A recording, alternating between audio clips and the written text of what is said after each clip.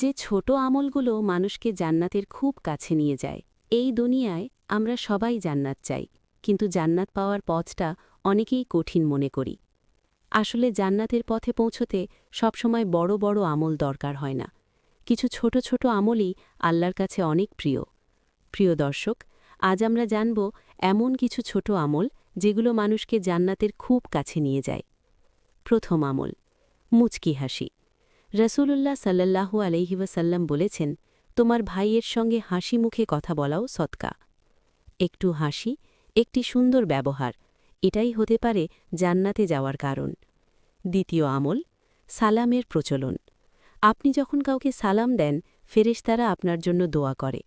রসূল সাল্লাল্লাহু আলাইহি ওয়াসাল্লাম বলেছেন, তোমরা সালাম ছড়িয়ে দাও, তাতে পরস্পরের ভালোবাসা বাড়বে। তৃতীয় আমল, পিতামাতার সন্তুষ্টি।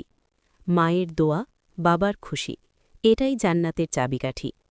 রসূল সাল্লাল্লাহু আলাইহি ওয়াসাল্লাম বলেছেন, পিতার সন্তুষ্টিতে আল্লাহর সন্তুষ্টি, আর পিতার অসন্তুষ্টিতে আল্লাহর অসন্তুষ্টি। চতুর্থ আমল, গোপনে আল্লাহকে স্মরণ করা। যখন কেউ নীরবে আল্লাহকে স্মরণ করে, তার চোখ থেকে এক ফোঁটা পানি পড়ে, তখন আল্লাহ সেই বান্দাকে ভালোবেসে নেন। প্রিয় দর্শক, আমরা যদি প্রতিদিন এই ছোট আমলগুলো করার চেষ্টা করি, তাহলে ইনশাআল্লাহ জান্নাত আমাদের থেকে দূরে থাকবে না। আসুন আজ থেকেই শুরু করি, নিজেকে বদলাই, জীবন বদলাই, আর আল্লাহর সন্তুষ্টি অর্জন করি। ছোট আমল, কিন্তু ফজিলত অনেক। এই ভিডিওতে জানুন এমন কিছু আমল যা জান্নাতের পথে নিয়ে যায়।